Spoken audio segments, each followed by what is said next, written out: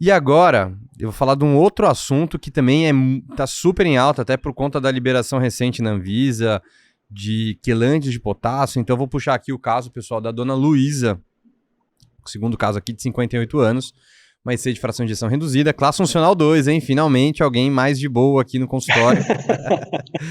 Poxa, tava puxado aqui já. Em terapia medicamentosa otimizada completa já, então tá com dose full de sacubitril/valsartana, tolerando bem, tá com succinato de metoprolol também dose full, tá com espironolactona, tá com dapaglifosina, mas vem com potássio de 5,7. E aí, quem pegou se assustou e acabou tirando tudo, né? Eu coloquei que suspendeu o enalapril. Eu tava com enalapril, suspendeu o enalapril e espironolactona. E aí, vai fazer... O que a gente pode fazer nessa situação? Porque aí, vou tirar enalapril, aí o residente vai querer colocar o quê? Hidralazina com mononitrato, né? Vai tirar a espironolactona e esse paciente vai voltar pra gente daqui o quê? 3 meses aí com um novo exame. E nisso ele já tá perdendo tempo que a gente poderia estar com mais medicações que têm um maior benefício em redução de mortalidade. Como que a gente pode manejar esses problemas de potássio na IC, Jeff? Cara, perfeito. Várias coisas para a gente discutir aqui no caso da lista, e algumas que você apontou aí são muito apropriadas. Primeiro, até a título de curiosidade, né? Você falou em tirar o enalapril e colocar hidralazina e nitrato. Isso é uma coisa que a gente faz sempre, ok? Não está errado fazer isso.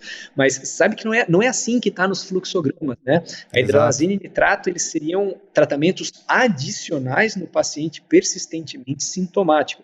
Nunca foi estudado como, por exemplo, os BRAS foram estudados como uma alternativa ao inibidor da ECA no paciente que tem tosse. Não foi assim que o hidralazina e nitrato foi estudado, como uma alternativa ao inibidor da ECA no paciente que faz disfunção renal. A gente faz porque é uma opção lógica, porque é intuitivo que se piorou a função renal e você está querendo tirar um inibidor da ECA, você dá hidralazina e nitrato. Mas não necessariamente piora da função renal, a gente está falando aqui no cenário do potássio.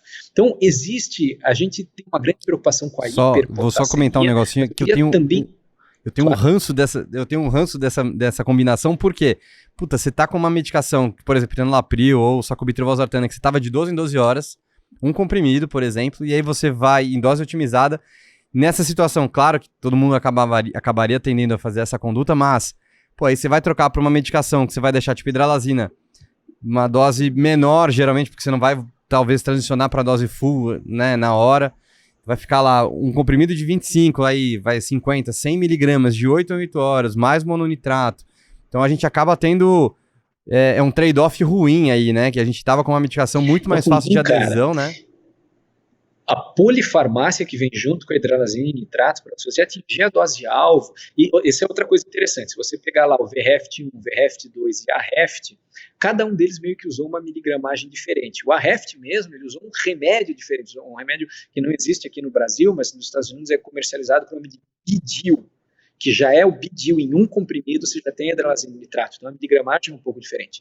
Mas, grosseiramente falando, o alvo são 300 miligramas de hidralazina, 120 de... E outra coisa, curiosidade mesmo, os estudos foram feitos com dinitrato. A gente usa o isso é até um pouco de surpresa para muitas pessoas.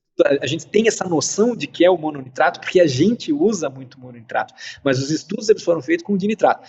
E as doses-alvo são 300 miligramas de hidralazina com 120 de nitrato. Cara, para você atingir a dose-alvo, você tem que dar 9 comprimidos. De uma combinação que não reduz a mortalidade, na melhor das hipóteses, redução, testada numa época que não tinha o resto das medicações. Então a gente não sabe nem se resistiu ao teste do tempo. Testada inicialmente só em homem.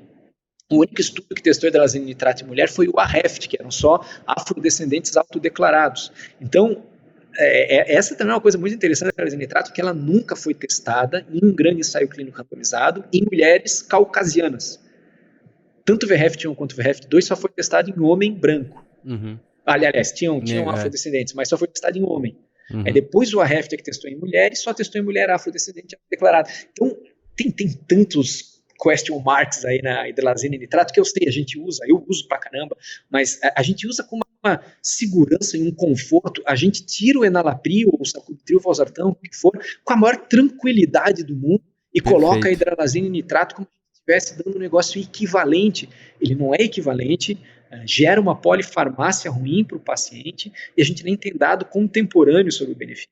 Então, especificamente, acho que a disfunção renal é toda uma discussão à parte, mas especificamente quando a gente vai falar sobre o potássio, essa conduta de você, por conta do potássio, tirar as medicações, ela é bastante desencorajada pelas principais diretrizes. Se você pegar a KDIGO de disfunção renal no paciente diabético, acho que é de 2021, pegar a KDIGO de disfunção renal no paciente hipertenso, 2022, se pegar as diretrizes europeias, todos eles recomendam que a última coisa que você deve fazer na hiperpotassemia é tirar essas medicações modificadoras de prognóstico, né, enalapril, espironolactona, sacubitril, valsartana, losartan, enfim, o ideal é tentar manter essas medicações.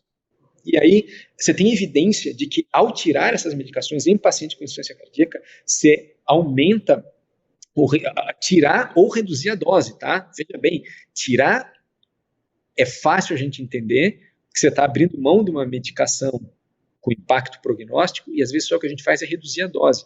Mas tanto tirar quanto reduzir a dose do paciente que já estava na dose-alvo, você aumenta o risco de morte do paciente com insuficiência cardíaca em quase 30%. Então, é desencorajado você fazer isso. Ah, mas hiperpotassemia é grave? É, mas aqui eu também tenho um outro adendo para fazer, tá? É uma curva em U. A gente fica só olhando aqui para o potássio alto, preocupado com ele. Vou colocar aqui, Jeff, pode continuando aí, vou pedir só para o pessoal do estúdio colocar aqui essa curva em U que a gente tem aqui também. Ah, tem aí? Tem. Então, e essa curva ela é muito bacana, porque é o seguinte, pronto, eu estou conseguindo ver aqui, ó. Então, pronto, existe o que os americanos gostam de chamar de sweet spot, né, que seria o alvo, o lugar perfeito, que é o potássio de 4,5. Toda calemia acima de 5 mEq por litro ou abaixo de 4 mEq por litro está diretamente associada ao aumento de mortalidade. E detalhe, tem um estudo até bem recente do INCOR, eles fizeram um baita levantamento lá que chama INCOR, é o doutorado de uma fellow orientada pelo Dr. Edmar Bock, e que a curva é muito parecida com essa daí. E aí, olha que bacana, a mortalidade, ela é tão alta nos extremos, sendo que o intervalo de confiança, olha como a cauda da extremidade da hipopotassemia, ela é mais larga. Então, você pode ter, em média, você vai ter ali uma mortalidade que é alta. Nesse gráfico que a gente está mostrando aqui, até mais alta, nessa população que foi usada de amostra para esse gráfico, ela é até mais alta na hipopotassemia, mas olha como a cauda dela é mais larga, então você tem um intervalo de confiança muito alto, então você ainda pode ter uma mortalidade ainda mais alta. Então, isso é a primeira coisa, tá? A gente se preocupa muito com a hiperpotassemia, mas eu quero chamar a atenção que a hipopotassemia também está associada com mortalidade, com coisa e tal. Especificamente a nossa preocupação com a hipopotassemia, a gente pode fazer subir a dose da espironolactona, por exemplo. Tem um estudo chamado Athena, que comparou você dar 25 miligramas contra 100 miligramas de espironolactona no paciente com IC descompensada. Isso é uma coisa que a gente faz para fazer o bloqueio sequencial do néfron, eu faço ainda hoje bastante, mas a gente tinha o costume de dar 100 miligramas de espironolactona para potencializar o efeito diurético, já que o pessoal lá do fígado dá na cirrose, né, na ascite, então a gente vai dar também. O Athena mostrou que não houve mais descongestão por você dar 100 miligramas. No entanto, nos pacientes em que você deu 100 miligramas, você precisou repor menos potássio. Tá? Então, o que acontece?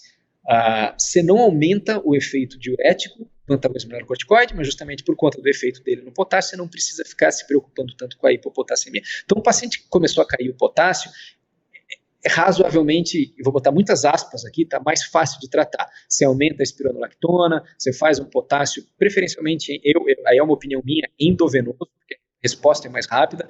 Olhem de novo aí essa curva, então não menosprezem a gravidade da hipopotassemia, mas pode ser oral também, o importante é fazer esse potássio voltar para o lugar. Mas o foco no caso que a gente está discutindo aqui agora é da hiperpotassemia.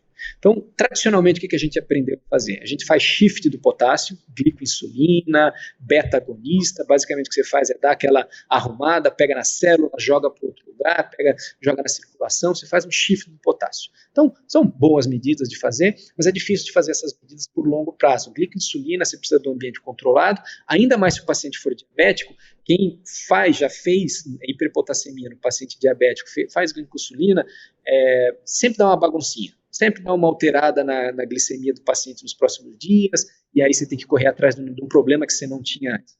Beta-agonista, beleza, você pode deixar para o paciente, mas a gente sabe que também você vai estar dando beta-bloqueador, tem já evidência mostrando de que paciente recebendo mais de 2 beta-agonistas pode ter alguma influência no efeito beta-bloqueador, enfim. Mas a gente tem quelantes.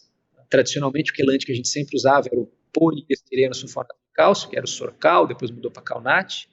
Ele é um quelante que ele basicamente troca o potássio pelo cálcio, então ele forma uma estrutura no trato intestinal, né? Então ele acaba quelando, sequestrando ali esse potássio e ele acaba saindo nas fezes, mas justamente por ser um polímero, ele acaba formando uma estrutura que pode aglomerar no intestino e acaba dando aqueles riscos que a gente conhece, necrose intestinal, dispepsia, pode dar complicações gastrointestinais, sem contar com o gosto, né? Quem já viu para algum paciente, os pacientes reclamam muito, tem gosto de cimento, né? De areia molhada e tal.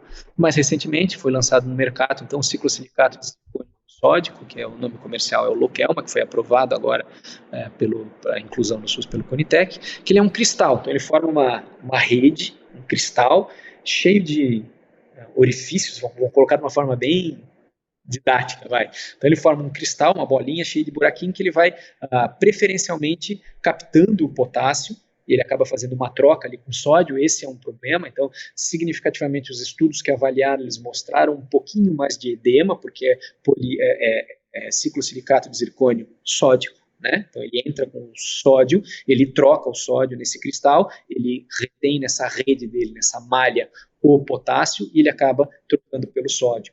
E aí é que acaba tendo um pouquinho mais de edema. Não teve nenhuma repercussão clínica significativa, não teve nenhum dos estudos que avaliou descompensação de insuficiência cardíaca. Mais recentemente a gente teve um estudo chamado Realize, que foi apresentado no American Heart agora no final do ano, e o objetivo do Realize era avaliar pacientes nesse cenário da Luísa, né, dessa paciente que se apresentou para a gente. Num grupo, eles tiraram espironolactona ou reduziram a dose do inibidor da ECA, do sacubitril valsartan, para poder controlar o potássio, e no outro grupo, eles deram o ciclosilicato, o Lokelma, e eles mostraram que ao fim do estudo, quase o dobro proporcional, mais pacientes estavam mantendo a terapia otimizada. E a gente já viu que tirar a terapia otimizada aumenta em 30% o risco de mortalidade desse paciente.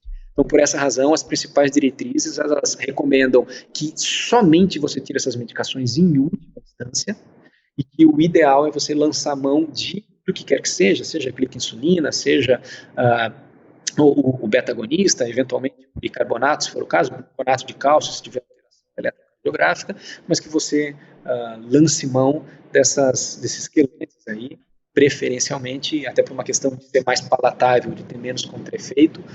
E aí as diretrizes internacionais colocam ou ciclosilicato ou patiromer a gente não tem aqui. Seria até bom para pacientes com amiloidose, que também está em estudo, mas infelizmente não tem, então o que a gente tem disponível acaba sendo o ciclosilicato. Eu já tive uma experiência aí com o Lokelma, né, sem nenhum conflito de interesse também, mas que a gente acaba tendo uma redução mais rápida até, de fato, né, porque quando a gente utilizava o Sorcal, que era o impressionante, anterior, cara. Demorava 72 horas para poder ter algum Derrete efeito, o potássio.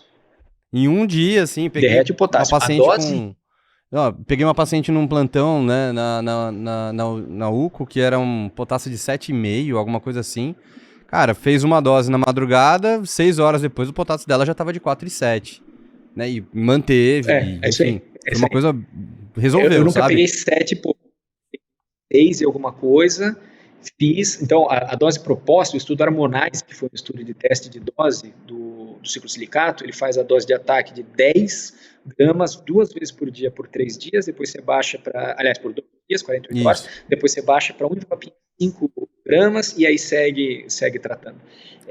Como eu tinha só amostras, eu não tinha, ele tá entrando para o Messejana, mas na época eu tinha só amostras, então eu tinha que me virar com o que eu tinha.